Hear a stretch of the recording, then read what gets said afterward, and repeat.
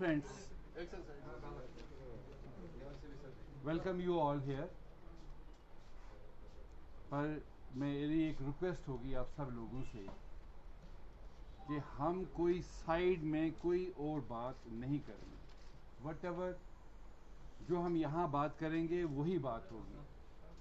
Okay क्योंकि बहुत sensitive issue है कश्मीर में और हम इसको किसी और ढंग से कोई बाहर चली जाए उसका एक बहुत बड़ा असर पड़ता है. और ये कश्मीर एक बड़ी नाजुक जगह है और इसको बड़े सेंसिटिव तरीके से हैंडल करना पड़ता है. तो इसलिए मैं आप लोगों से यही रिक्वेस्ट करता हूँ, हम यहाँ बैठे हैं, आपको जो कुछ चाहिए वो पूछ लीजिए. पर मेरी एक और रिक्वेस्ट है आपसे, हम सब लोग कश्मीर में भाई हैं और ऐसे हालात में हमारी कोशिश है कि भाई किसी भी चीज़ को जिसको उभारा गया या उस पर बहुत कुछ कहा गया उसको पर्दा डालने की कोशिश करें. और हम चाहते हैं कि यहाँ का भाईचारा वो उसी तरह बना रहे जिस तरीके से कई सदियों से हमारा यहाँ चल रहा है. हम सुख दुख के साथी हैं. तो इसलिए मैं एक स्टेटमेंट पढ़ूंगा, वो आप ले लीजिए, उसके बाद आप पूछेंगे, मोस्ट वेलकम. पर मेरी एक दरख्वास्त यही है कि हम इस चीज़ को अब एक डायरेक्शन से देना चाहते हैं कि यहाँ के अमन को बहाल करने में हम सारे लोग मिल के एक रोल अदा करें, जिसके लिए मैंने आप लोगों को यहाँ बुलाया है, जिसके लिए बहुत शुक्रिया.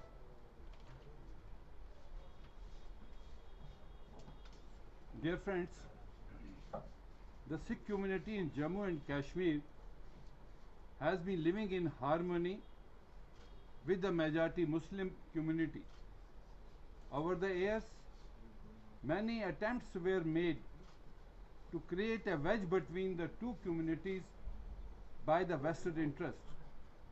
However, the nefarious design got defeated due to the strong bond that exists between the two communities.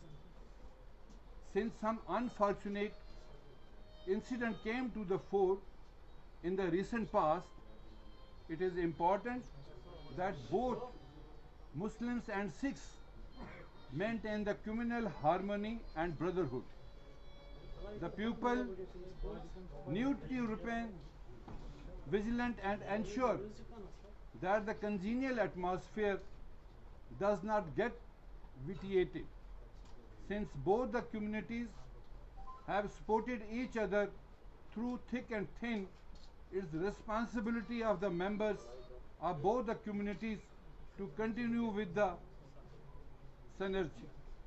I, on behalf of the Sikh community, would request that the Inter-Caste Marriage Act is implemented in Jammu and Kashmir. Once this act is put in practice, at this place, the inter-caste marriages would come to an end automatically. This would safeguard the interest of people belonging to different faith and religions. The element who want to have mileage out of such marriages would also face an inevitable defeat. Over the years, members of elite political families of Jammu and Kashmir have been indulged in inter-caste marriage, but surprisingly, nobody pointed finger towards them.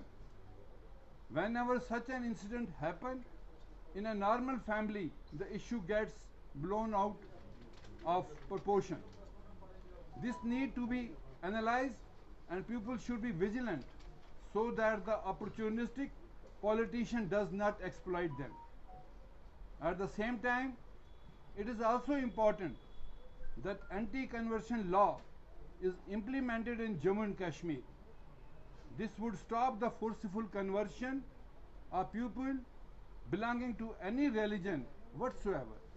As a result of the same, friction between the different communities would also come to an end once for all. There would be no tension between the communities and all the people would live without fear. The APSEC has over the past many decades thrived for betterment of minorities, and the committee would continue to play such a role in future as well.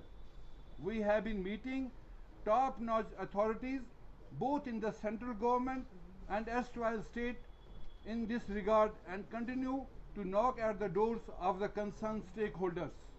Most of the demands of Sikh community remain as it is since they have not been fulfilled by the people in the government. Thank you. Sir मैं आपसे एक सवाल आपसे पूछना चाहूँगा जम्मू कश्मीर के अंदर Sikh forcible conversion को लेकर के दिल्ली से 3 बड़े नेता आए जिनमें सबसे पहला नाम सिरसा रहा, उसके बाद जीके साहब रहे, उसके बाद सरना साहब आए। ये तीनों ही जो लोग हैं ये पूर्व अध्यक्ष हैं, 2 लोग इनमें से, और एक अभी प्रेसिडेंट हैं गुरुद्वारा दिल्ली कमेटी के। आपको नहीं लगता कि दिल्ली के अंदर गुरुद्वारा की जो पॉलिटिक्स चल रही थी वो कश्मीर नाम की लेबोरेटरी में उतारी गई, ताकि आने वाले इलेक्शन जो होने वाले हैं रिसेंटली, उन इलेक्शंस में जो बंदा यहाँ से कुछ ज़्यादा ही लेकर के जाएगा वो सीट जीतेगा? क्या आपको नहीं लगता कि दिल्ली गुरुद्वारा कमेटी की पॉलिटिक्स कश्मीर में एक्सपेरिमेंट करी गई? क्योंकि आप लोग being Kashmiri representatives of the Sikh forum पिछले 3 दिन में कहीं नजर नहीं आए। आप इस बात को समझ गए होंगे, आप इस बात को समझ गए होंगे कि हम कश्मीर के लोग किसी भी ऐसी चीज़ के साथ हिस्सेदारी नहीं करते। जो भी कुछ है वो हम अपने कश्मीर लोगों के साथ मिलजुल के बात करते हैं। आज 2-3 दिन से उनकी सियासत जो थी यहाँ पर, जिस चीज़ के लिए वो आए, हम उनका भी शुक्रिया अदा करते हैं, पर हम लोग चाहते हैं कि हम कश्मीर के इस माहौल को बिगड़ने ना दें, तो इसलिए हम इस सियासत के साथ ताल्लुक नहीं रखते। 4 केसेस की बात हो रही है पिछले कुछ दिनों से कि फोर्स्ड कन्वर्जन हुआ है, जबरदस्ती हुआ है, उनका धर्मांतरण हुआ है और फोर्स्ड शादी हुई है।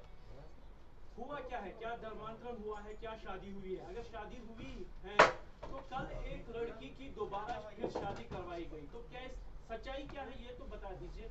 मैंने शुरू में एक बात कही थी कि हम उन चीज़ों को और दोबारा ना उछालें। अगर हम हालात को ठीक करना चाहते हैं, हम सिर्फ इस भाईचारे को ही बनाए रखने के लिए उनको दफन करें जो कुछ हुआ। लेकिन हम ये यहाँ इसलिए मीडिया से मिलने आए हैं कि हम यहाँ के बाशिंदे हैं, हम आपस के भाईचारा को बनाए रखने के लिए हम सिर्फ आपसे शुक्रिया अदा कर रहे हैं सबका कि एटलीस्ट यहाँ के माहौल में किसी किस्म इसमें एक सवाल ये है बहुत जरूरी के साथ जबरदस्ती हुई है, उनकी लड़कियों की का जबरदस्ती धर्मांतरण हुआ है, उनके साथ जबरदस्ती शादी करवाई गई है, और ये ठीक उसी पैटर्न पे हो रहा है जो अफगानिस्तान और पाकिस्तान में हो रहा है। इस बात में कितनी सच्चाई है, पहले ये क्लियर कीजिए। नहीं, मैं आपको इसलिए स्टार्टिंग में ही कहा था कि हम ये सब सियासी बातें जो लोगों ने की हैं और उन लोगों का मकसद क्या, कुछ नहीं हुआ। क्या आपने देखा कभी छोड़ के गए? आज कुछ लोगों ने हालात बिगाड़ने की कोशिश की, लेकिन आज फिर उसको हम नॉर्मलाइज करने की कोशिश कर रहे हैं। हमारा मैसेज जो है यही है कि हम अपने भाईचारों को, जो मैंने अभी प्रेस नोट में बोला, कि हम इस भाईचारे को बनाए रखना चाहते हैं। जो कुछ लोगों ने कहा उसको हम आगे के लिए दफन कर रहे हैं। लड़की जिसकी शादी हुई कल सुबह, उसके साथ जबरदस्ती शादी की है, तो उसको आप बोल रहे हैं कि वो दबाए, उसके साथ नाइंसाफी हुई, तो हम चुप रहना है। नहीं, मेरे ख्याल हमें इस स्टार्टिंग में इसीलिए कहा कि यहाँ पर कुछ सियासत जो हुई इन चीज़ को लेकर, हम उसको एक तरफ कर देंगे, हम उसको नजर करेंगे। Sir being as the chairman मैं अपने कुलीग को क्वेश्चन ऐड करना चाहूंगा जो उन्होंने क्वेश्चन आपसे किया कि क्या जबरदस्ती कन्वर्जन करा के उनके साथ शादियां कराई जा रही है जैसे अफगानिस्तान और पाकिस्तान में, उसका जवाब आप बीइंग एज द चेयरमैन दे दीजिएगा। बिल्कुल ऐसा कुछ नहीं है, बिल्कुल ऐसा कुछ नहीं है यहाँ पर। लेकिन कहीं हाँ आप डिमांड कर रहे हो कि एंटी हम ये कह रहे हैं लाए जाए और जो इंटरकास्ट मैरिज उस पर रोक लगाई है, और ये हमारा फोर्सफुल मैरिज हो रही है तो इसलिए रोक लगानी चाहिए। क्या एक इंसान को ये हक नहीं है कि वो चूज करे कि वो कहाँ शादी किसके साथ करे? क्या आप उस चीज पे रोक लगाना चाहते हैं? मैं आपको एक चीज़ पहले बताऊं कि मैं एज एक कश्मीरी होने के नाते मैं इस कश्मीरी सोसाइटी, इस फैब्रिक के लिए कंसर्न हूँ। मैं छोटी सी बात रखूँगा 3 मिनट में आपके सामने। मेरे यहाँ पर कम से कम 6000 लड़कियाँ जो बिहार और बंगाल से आके यहाँ बिकी हैं, शादी हुई है, जिनकी आपको मालूम है, इस पर काम करिए आप। उसके अलावा जो मेरा नौजवान है यहाँ पर, जो यहाँ से पढ़ने गया, 30 साल में यहाँ पढ़ाई का माहौल नहीं था, वो लोग कर्नाटका, पंजाब, हिमाचल, दिल्ली सब जगह पढ़ने गए। उनमें से 6 से 7 हज़ार बच्चे जो हमारे हैं नॉन मुस्लिम से शादी करके आए हैं। आज मेरी परेशानी as a social worker, Sikh leader नहीं, पॉलिटिशियन नहीं, एज अ सोशल वर्कर जो मेरी 50 साल जिंदगी यहाँ बीती है, मैं कंसर्न हूँ मेरी मेजॉरिटी कम्युनिटी की वो बहनें जिनकी शादी जो 15,000 शादी बाहर के लोगों के साथ हुई, मेरी 15,000 बहनें कहाँ जाएंगी? मैं उनके लिए कंसर्न हूँ। इसलिए हमारी कश्मीर की जो नवैयत है वो बिल्कुल मुख्तलिफ है पूरी दुनिया से, हम उस पर कंसर्न है। मैंने स्टार्टिंग में इसलिए आपको जोर दे के कहा कि हम पुरानी चीज़ों को दफन करें। कुछ लोग आए, सियासत हुई, बहुत कुछ हुआ, हम उन चीज़ों की ओर नहीं जाएंगे, लेकिन जो एटमॉस्फेयर यहाँ उन्होंने माहौल बनाया, हम उस माहौल को दोबारा ठीक करने की कोशिश जो है वो करने की करेंगे। एक सवाल मेरा इसमें रहेगा ये ना जी, बात रखने के लिए पूरे आपको लेट हिंदुस्तान नहीं, के अंदर 4-5 दिनों से मसला चल रहा है जी। मगर आप लेट आ गए। जी। और इसी में सर कंटिन्यूएशन ये रहेगा मेरा कि पूरे हिंदुस्तान में अभी एक तरह का हम कहें तो एजेंडा चलाया जा रहा है सीरसा साहब द्वारा। दिल्ली में प्रदर्शन किए गए, मुंबई में प्रदर्शन हो रहे हैं, कर्नाटका में प्रदर्शन हुए हैं, जम्मू में लगातार प्रदर्शन हो रहे हैं। क्या आपको नहीं लगता कि वो अपनी पॉलिटिक्स के लिए आपका जम्मू कश्मीर का, कश्मीरियत का हम कहें तो एक तरफ बलि चढ़ा रहे हैं? और आप अपने एंड से क्या करेंगे कि वो सारे जो प्रोटेस्ट हो रहे हैं वो इसीलिए ये सारा हम इसीलिए जो आज हम आपने देखा यहाँ पर 2-3 दिन से जो मीडिया के लोग बाहर से ये थे, जो बाहर के लीडर यहाँ आए, आज आपने इनमें से कोई आदमी वहाँ देखा? उनके साथ कुछ ऐसे ही ताकतें थी जो उस तरह की थी। लेकिन आज हम कश्मीर की एक रिप्रेजेंटेटिव बॉडी आपसे यही कह रही है कि हमारे सीनों पर गोली रख के नहीं चलेगी और न चलने देंगे। हम यहाँ के माहौल को हमेशा एक भाईचारा के तौर में रखेंगे, जिसके लिए ये कश्मीर मशहूर है। जो यहाँ सर, ये माहौल मान के बिगाड़ने चले की कोशिश कर रहे हैं उनके लिए आपकी मैसेज क्या होगी? हमने उनसे पहले ही कह दिया है कि साहब जो कुछ आपने किया आपका शुक्रिया, पर यहाँ के इस माहौल को बिगाड़ने की कोशिश मत करें। तो सर ये मान के चले कि वो कहीं ना कहीं से अपनी सियासत को लेकर कश्मीर कार्ड खेलना चाहते हैं। बिल्कुल, आप जानते हैं, समझ रहे हैं आप।